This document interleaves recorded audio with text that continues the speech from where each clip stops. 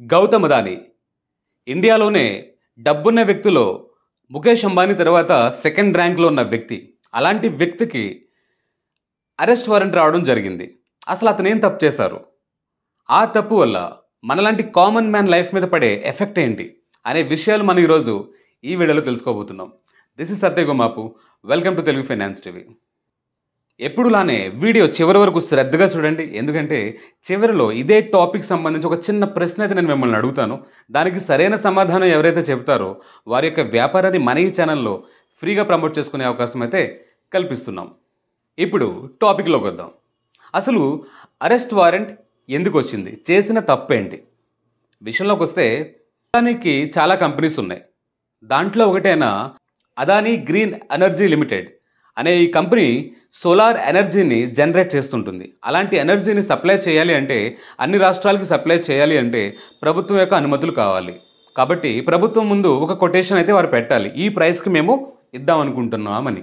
అప్పుడు ఒకవేళ ఈ ప్రైవేట్ లిమిటెడ్ కంపెనీ ఏదైతే ఉందో ప్రైసెస్ అనేవి కామన్ మ్యాన్కి ఇబ్బందికరంగా ఉంటే కనుక ప్రభుత్వాలు ఒప్పుకోకూడదు. ప్రభుత్వాలు అనేవి కామన్ మ్యాన్కి ఈజీగా ఉండేలాగా, అందరికీ సౌకర్యంగా ఉండేలాగానే పనులు చేయాలనే ఆలోచనతో ఉంటాయి. కానీ ఇక్కడ ఏం జరిగిందంటే, కొన్ని ప్రభుత్వాలు మాత్రం తను ఫిక్స్ చేసిన రేటుకే ఒప్పుకోవడం జరిగింది. తప్పేముంది? తను ఫిక్స్ చేసిన రేట్లో ఒప్పుకోవడానికి తప్పేముందని మీరు అడగొచ్చు. ఇక్కడ సమస్య ఏంటంటే, ఈ రోజుల్లో వస్తున్న కరెంట్ బిల్ యావరేజ్గా ఒక 1000 రూపీస్ అనుకుంటే కనుక, ఒక వ్యక్తి నెలసరి ఆదాయం యావరేజ్గా ఎంత ఉంటుంది? ఒక కామన్ మ్యాన్ తీసుకుందాం, 10 నుంచి 15,000, 20,000 వరకు లోపే సంపాదించే వారు చాలా ఎక్కువ మందే ఉన్నారు. ఒక 25,000 అనుకుందాం, ఒక 25,000 అనుకుందాం. ఆ 25,000 జీతగాడు ఇప్పుడు 1000 రూపాయలు కరెంటు బిల్ కడుతున్న వ్యక్తి, అది సడన్గా పెరిగి ఒక 2,000కో 2,500కి వెళ్తే వెళ్ళడం ఎందుకు? ఇక్కడ కండిషన్ ఏంటంటే, ఈ అదానీ కంపెనీ ఏతుందో తను పెట్టిన ప్రైస్లే ఆ రేంజెస్లో ఉన్నాయి. ఒకవేళ నిజానికి ఆ పెట్టిన ప్రైసెస్కి ప్రభుత్వం ఒప్పుకుంటే కామన్ మీద పడే ఎఫెక్ట్ ఏంటంటే, కరెంటు బిల్లు ధరలు ఎక్కువగా పెరిగిపోవడం. నిజానికి ఆ 1000 2,500 అయితే కనుక దాదాపు 10% ఆఫ్ ఇన్కమ్ కరెంట్ బిల్లో వెళ్ళిపోతుంది. అంటే ప్రతి 100 రూపాయల ఆదాయంలో 10 రూపాయలు అనేది తన కరెంట్ బిల్లే కడతాడు. మిగతా 90 రూపాయల్లో తన పిల్లల చదువులు, హౌస్ రెంట్స్, అదర్ మెయింటెనెన్సెస్ అని ఎలా చేస్తాడు? కాబట్టి అదానీ గ్రూప్ ఏం చేస్తుందంటే, ఏ రాష్ట్రంలో వాళ్ళైతే కనుక వారిని ఒప్పుకోవట్లేదో వారికి లంచం ఇచ్చి మరీ ఒప్పించింది. ఆ లంచం తీసుకున్న రాష్ట్రాలు 4: జమ్మూ అండ్ కాశ్మీర్, ఒరిస్సా, ఛత్తీస్గఢ్, మన ఆంధ్రప్రదేశ్ కూడా. దీంట్లో ఇంట్రెస్టింగ్ ఫ్యాక్టర్ ఏంటంటే, అందరికంటే ఎక్కువ లంచం తీసుకున్న రాష్ట్రం మనదే.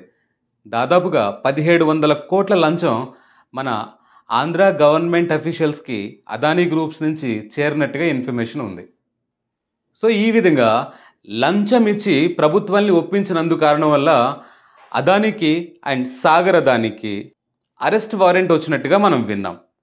ఇక్కడ మీకు డౌట్ రావచ్చు, ఇది జరిగింది ఇండియాలో కదా, లంచం ఇచ్చింది మన రాష్ట్రాలకి, మన పక్క రాష్ట్రాలకి కదా, అదానీ మన ఇండియాకి చెందిన వ్యక్తి కదా, అమెరికా నుండి ఎందుకు అరెస్ట్ వారెంట్ రావాలి అని ఇప్పటికి మీకు వచ్చే ఉండొచ్చు. దానికి కారణం ఏంటంటే, ఈ సాగర్ అదానీ అయితే ఎవరైతే ఉంటారో తను అమెరికాలో ఉంటాడు.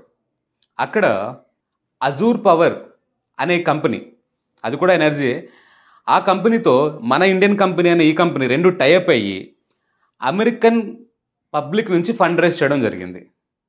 జనరల్గా మన బ్యాంక్స్ నుంచి అక్కడి నుంచి ఇక్కడి నుంచి లోన్స్ తీసుకుంటూ ఉంటాం, మనం బిజినెస్లు చేస్తూ ఉంటాం, మనకంటూ కొన్ని ఇండియన్ రూల్స్ ఉన్నాయి. అమెరికాలో రూల్ ఏంటంటే, ఏ కంపెనీ అయితే పబ్లిక్ మనీ తీసుకుని వ్యాపారం చేస్తుందో ఆ కంపెనీ కొన్ని రూల్స్ ప్రకారం నడవాలి. Fraudulent and unfair trade practice act అనే యాక్ట్ ద్వారా ఆ అప్పు తీసుకున్న కంపెనీ చాలా నీతి నియమాలతో, ఎటువంటి లంచాలు లేదా మరే ఇతర అవినీతి యాక్టివిటీస్ లేకుండా తన యొక్క వ్యాపారాన్ని నడిపించాలి. అలా జరిగిన పక్షంలో వారి మీద కఠిన చర్య అయితే వారు తీసుకుంటూ ఉంటారు. Usually yearly 2 or 3 times FBI అనేది కంపెనీస్ మీద రైడ్ చేస్తూ ఉంటుంది. మనకి సిబిఐ అట్లనో, అమెరికాలో FBI, federal bureau of investigation. వారి పని ఏంటంటే ఇలాంటి ఇన్వెస్టిగేషన్స్ చేస్తూ ఉంటారు. ఆ క్రమంలో అక్కడ ఉన్న సాగర్ అదానీ ఇన్వెస్టిగేషన్లో తేలింది ఏంటంటే, అక్కడి కోర్ట్స్లో అంటే యుఎస్ డిపార్ట్మెంట్ ఆఫ్ జస్టిస్ దగ్గర సబ్మిట్ చేయడం జరిగింది. వెంటనే వారు వెరిఫికేషన్ చేసుకుని అరెస్ట్ వారెంట్ అనేది ఇష్యూ చేశారు. ఇప్పుడు మీకు క్లారిటీ వచ్చేస్తుంది కదా! అమెరికా నుంచి అరెస్ట్ వారెంట్ రావడానికి గల కారణం అర్థమైపోయింది. అసలు అరెస్ట్ వారెంట్ ఎందుకు వచ్చిందనే విషయం కూడా అర్థమైపోయింది. దాని మీద ఒక కామన్ మ్యాన్‌గా మన మీద పడే ఒక ఎఫెక్ట్ ఏంటో తెలిసింది. రెండోదేంటో తెలుసుకున్నాం ఇప్పుడు. ఇలాంటి రైట్స్ ఎప్పుడు జరిగినా అది సీబీఐ కానివ్వండి, ఇన్‌కమ్ టాక్స్ రైడ్ కానివ్వండి, జీఎస్టీ కానివ్వండి, ఎలాంటి రైట్స్ పడ్డా ఏ కంపెనీ అయితే గనక స్టాక్ ఎక్స్‌చేంజ్‌లో లిస్ట్ అయ్యి ఉందో, అంటే ఎన్ఎస్ఈ, బీఎస్ఎస్‌లో లిస్ట్ అయ్యి ఉందో, అంటే షేర్ మార్కెట్‌లో దాని పేరు అంటూ ఉందో, ఇమ్మీడియేట్‌గా వారు సెబీకి ఇన్ఫార్మ్ చేయాలి. సెక్యూరిటీస్ ఎక్స్చేంజ్ బోర్డ్ ఆఫ్ ఇండియాకి ఇంటిమేట్ చేయాలి. ఇలా మా కంపెనీ మీద రైడ్ వచ్చిందనేసి. కానీ జరిగి చాలా కాలమైనా అదానీ గాని, అదానీ గ్రూప్స్‌లో ఎవరు గాని సెబీకి ఈ విషయాన్ని ఇంటిమేట్ చేయకుండా హోల్డ్ చేశారు. దీనివల్ల జరిగే మరో నష్టం ఏంటంటే కామన్ మ్యాన్‌కి మనం ఈ లంచం ఇచ్చి ఒప్పించిన ప్రాజెక్ట్స్ వల్ల వారికి దాదాపుగా $2 బిలియన్ ప్రాఫిట్స్ అనేవి రాబోతున్నాయట. అలా జరిగినప్పుడు ఏం జరుగుతుంది? ఆ యొక్క షేర్స్ అనేవి, అదానీ కంపెనీ షేర్లు అనేవి ఒక్కసారిగా పెరగడం జరుగుతుంది. మనం మన అడ్వైజర్స్ గానీ, ఇంకా రకరకాల ఫైనాన్షియల్ టిప్స్ ద్వారా, ఫైనాన్షియల్ అడ్వైజర్స్ ద్వారా అదానీ గ్రూప్ షేర్స్ బాగా పెరగబోతున్నాయి. నెక్స్ట్ 3 మంత్స్‌లో లేదా 6 మంత్స్‌లో ఇంత పెరిగిపోతున్నాయి అనే యొక్క వారి అడ్వైజులు తీసుకొని మనం కళ్ళు మూసుకొని ఇన్వెస్ట్ చేసేస్తాం. తర్వాత వీరు దొరికేస్తారు ఇట్లనే. తప్పు చేస్తే దొరకకుండా ఉండరు కదా! దొరికేస్తారు. దొరకగానే అక్కడ జరిగేదేంటి? షేర్లు అమాంతంగా పడిపోతాయి. మీరు ₹1,00,000 పెడితే అది 10,000కి వచ్చి కూర్చుంటది. ఇక్కడ ఇదో ఎఫెక్ట్. ఒకవేళ దొరక్కపోతే కరెంట్ బిల్లు ఎక్కువ కట్టుకోవాలి. దొరికితే షేర్లు పడిపోతాయి. 2 విధాలుగా కూడా కామన్ మ్యాన్‌కి లాస్ ఉంది. కాబట్టి మీకు మొత్తం అర్థమైందని భావిస్తున్నాను. అదానీ చేసిన తప్పేంటి? దానివల్ల మన మీద పడే ఎఫెక్ట్ ఏంటి? మీకు క్లియర్‌గా అర్థమైంది. ఈ విషయంలో మీ అభిప్రాయం ఏంటో కామెంట్స్‌లో తెలియపరచండి. చివరిగా ఒక చిన్న ఇన్ఫర్మేషన్. అదేంటంటే ఈ తప్పు చేసిన అదానీ చివరికి జైలుకి వెళ్తాడా లేదా అనేది. జనరల్‌గా ఇక్కడ మన విషయం తెలుసుకోవాల్సింది ఏంటంటే, అమెరికాలో ఏం జరుగుతుందంటే, ఇలాంటి ఫైనాన్షియల్ ఫ్రాడ్స్ చేసిన వ్యక్తుల్ని జైల్లో పెట్టి పెంచడం కంటే, వారికి పెద్ద పెద్ద పెనాల్టీలు వేసి, అంటే ఒక 1000 కోట్లో, ఒక 1500 కోట్ల పెనాల్టీ వేసేసి, వారిని బయటకు వదిలేస్తూ ఉంటాయి.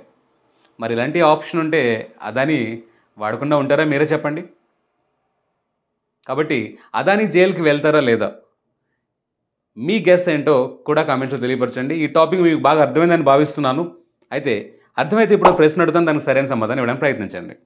అదానీ ఏ కంపెనీ గ్రోత్ కోసం అయితే ప్రభుత్వాలకి లంచం ఇచ్చాడో ఆ కంపెనీ పేరేంటో కామెంట్స్‌లో తెలియపరచండి. ఓకే గైస్, ఈ ఇన్ఫర్మేషన్ మీకు చాలా యూస్ఫుల్ అయిందని, మీకు ఒక వాల్యూ యాడ్ చేసిందని భావిస్తున్నాను. ఇలాంటి మరెన్నో వాల్యుబుల్ వీడియోస్ కోసం stay tune to Telugu finance TV. Signing off. Satya గోమాపు.